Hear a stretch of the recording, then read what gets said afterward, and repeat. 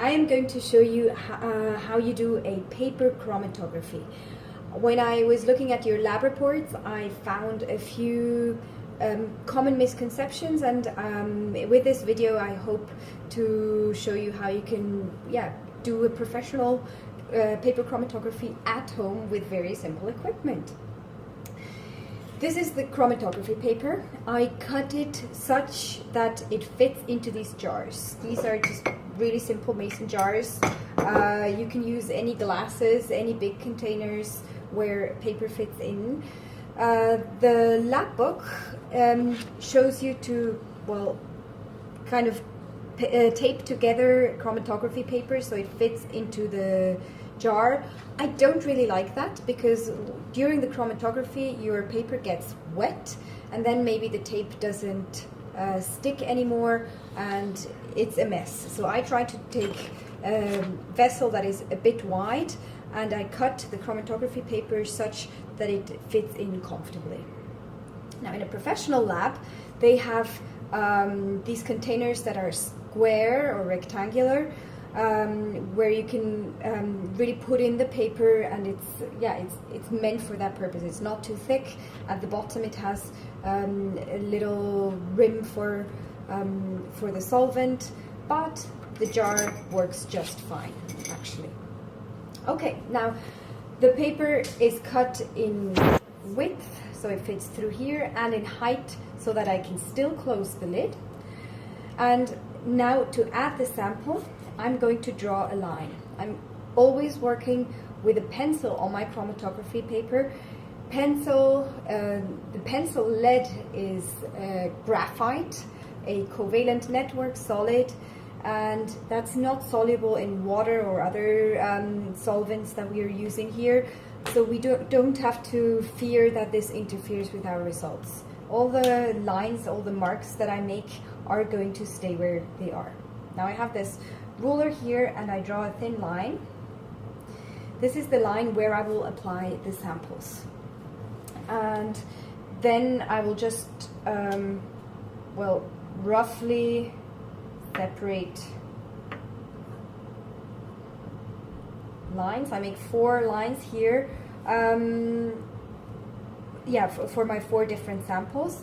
The distance has to be big enough so that the samples don't mix. And then for clarification, I also draw little numbers here. 1, 2, 3, and 4. This is where I'm going to put the samples, and this is how I keep track which sample is where.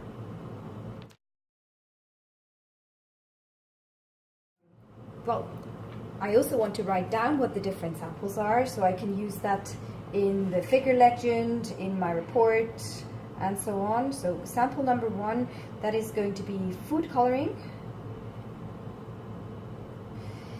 Then sample 2 is some juice from a cranberry sauce that I made on the weekend. So cranberries. Sample number 3 will be the ink from a fountain pen. And then in sample 4 I have this red fountain pen. It says permanent. I'll discuss that a bit later. We'll see what happens here. Red permanent marker. Okay, now how do I apply the samples? The food coloring has a rather wide opening, and while it's possible to just add a drop here, it's risky that I'll get a really big blob.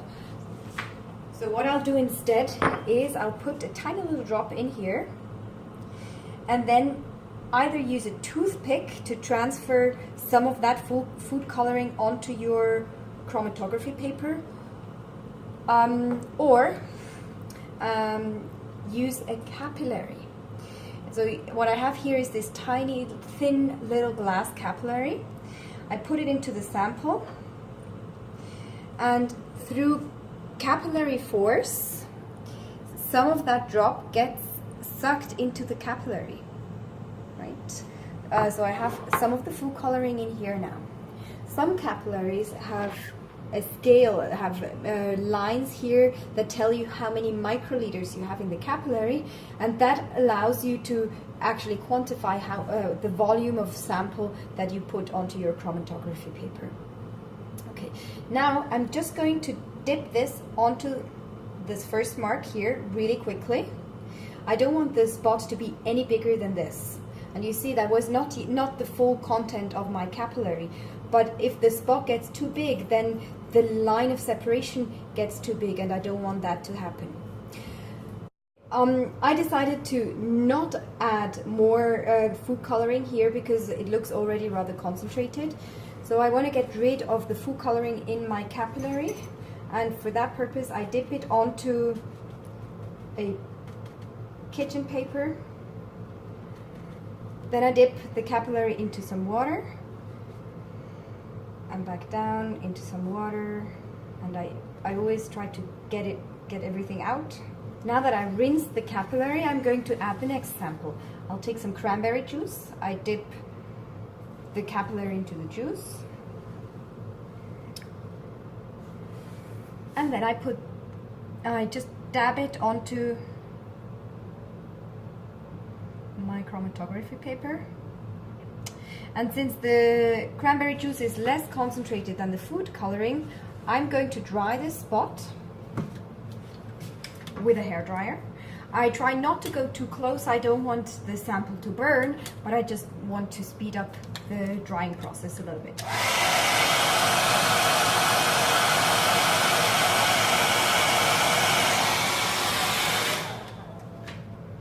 Okay, I'm going to add a second round of cranberry juice onto the same spot. The spot should not become any bigger, but it's getting more concentrated because I'm adding more of the sample. And again, I'm drying. And one last round of cranberry sauce. Okay, my third sample is the ink from the fountain pen, and since it has a pointed tip, I could just apply it directly. But again, I want to be careful not to make a big blob. I just want, well, a rather tiny spot. And I do the same thing with my permanent marker here.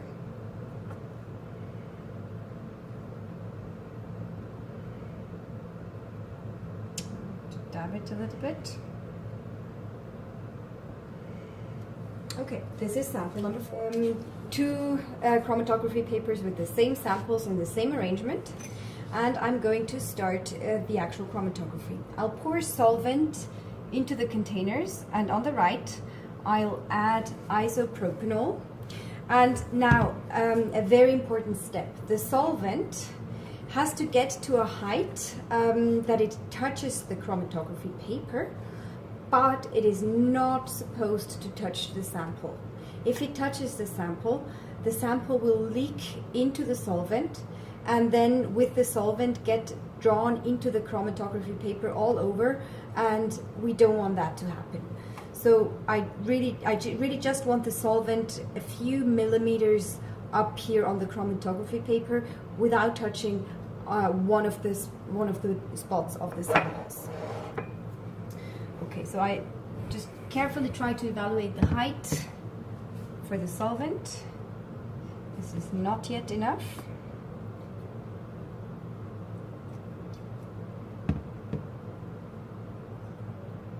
A little bit more. Okay, now I can see the chromatography paper touching the solvent everywhere, and I'm closing this makeshift chromatography chamber a little bit, because like this the air can saturate with the vapor of the solvent, and this will help the chromatography going, and the paper is less likely to dry out in the process. Now a few words about the speed of chromatography. The speed at which the solvent rises through the paper depends on the viscosity of the solvent. It does not depend on the viscosity of your sample. The solvent, or the properties of the solvent determine how fast the solvent will rise through the paper. The viscosity of the solute is no longer relevant because it's dried on this chromatography paper. What is relevant, however, for how fast or how far the sample is going to rise is how soluble the different components are. And this is how we are actually separating the different components based on how soluble they are in a given solvent and their mole. The first chromatography is done, the one in water. You can see that the solvent front is almost at the top, and I'm not going to risk it get to the top, because then I can no longer determine the distance that the solvent migrated. So what I'm going to do now is I take it out, put it onto kitchen paper to dry, and I immediately mark with a pencil the front of the solvent, because you see it's not even, it's it's not a straight line. So I just want to draw that now that I still see the solvent, because as it's going to dry, I will no longer be able to tell how far the solvent migrated. Okay, also I'm going to label this. This is the water. Water as a solvent sample, and I'm going to put it aside to analyze it later.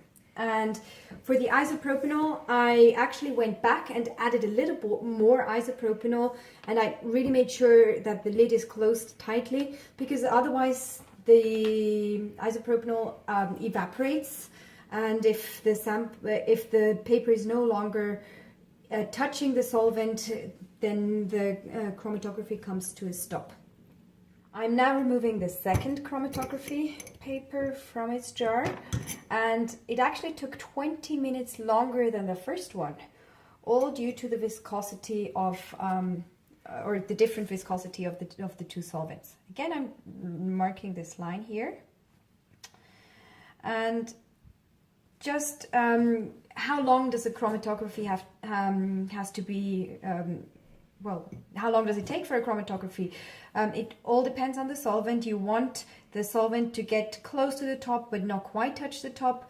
So instructions like wait for 30 minutes and then take it out. If you change the solvent, you also have to change the time you have to wait for your chromatography. Okay, this is the alcohol.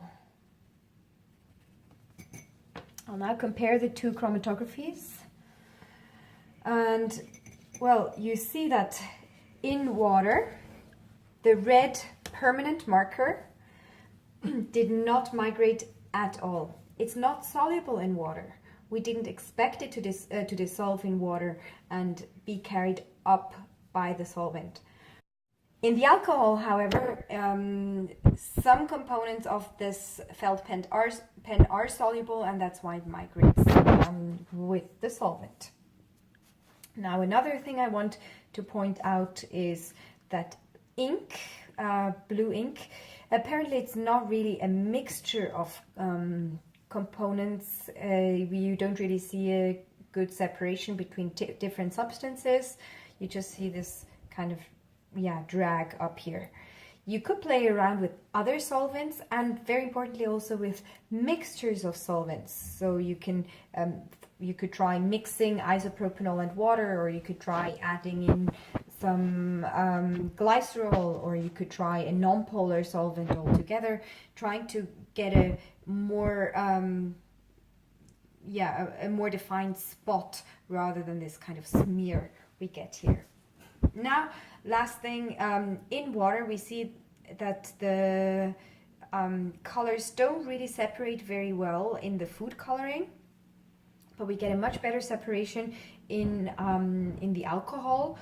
And well, to analyze food coloring, alcohol, after this kind of test run, alcohol seems to be a better suited solvent because we get a nicer separation.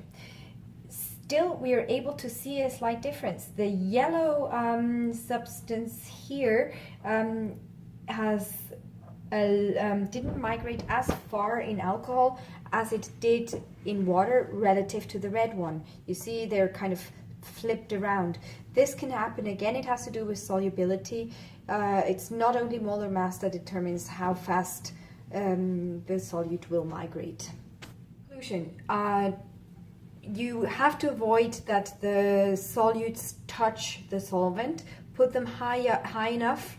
Make sure that the level of the solvent in your jar is no higher than half. Doesn't reach up to the blob you made of the solute sample.